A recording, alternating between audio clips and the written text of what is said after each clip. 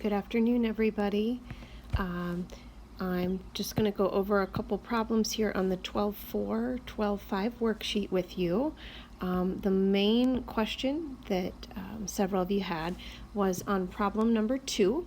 This is a problem that first is asking you to circle whether there's 0, 1, or 2 triangles, and then down here we would fill in the information depending on whether there's 2 triangles or not. That's why this is presented down here. Okay, so first and foremost, the thing we're looking for is, do we have a strong ratio presented in the problem? You'll notice I already drew the picture. This is a must. This is a requirement. When you're given your pieces of information, you have to first draw a picture. Okay, this makes it very obvious that we do have a strong ratio. We can see right here is our strong ratio. So I'm going to go ahead and start out. I don't have to start with law of cosines. I can start out with law of sines.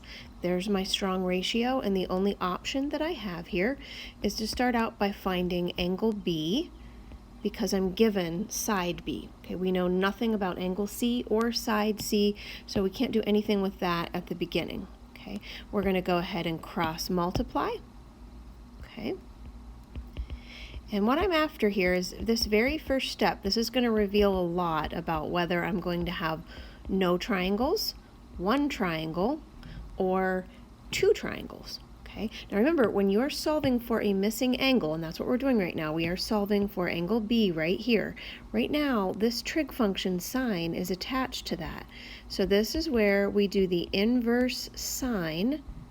And then we have to do that same thing over here to this side, inverse sine, and that causes these signs to cancel. Okay, so you got to be in degree mode for this. We're going to do inverse sine of 7 sine 65 divided by 5, and I am getting for this, let me make sure that's right. I got an error when I first typed that in. I'm just not sure here. 7 sine 65, and I'm dividing that by 5. Okay, I do see that I am getting an error here.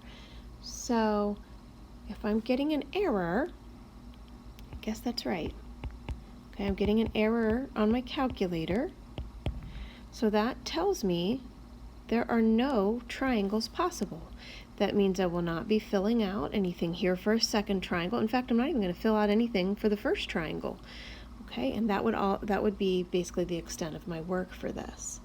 Okay, all right. Let's see. The other question that it looked like you guys had on this worksheet was number 6. Okay, and so again, we're going to start out with number 6, trying to see if we can find a strong ratio, and we're only given 1 angle in the triangle, so I can't find these other 2 angles just yet. Unfortunately, the 2 sides we're given are not opposite the 1 angle we're giving, so there's not a strong ratio there. That's an indication that I'm probably going to need to start solving this by doing law of cosines. Okay, so what I want to find first, since this is the only angle that I'm given, I'm going to go ahead, remember with law of cosines, all the way over on the right hand side of that formula, it ends with cosine of an angle. Okay, and I'm going to go ahead and take that 120 degree angle, and that's what I'm going to plug in here. Now look at what is 120. What is 120? I don't know why this is all the way over here, but 120 is angle C. Okay, whatever angle you're filling in here after cosine, that has to be the side squared that you're filling in over here on the left side. Okay, so my focus right now is going to be to find side C.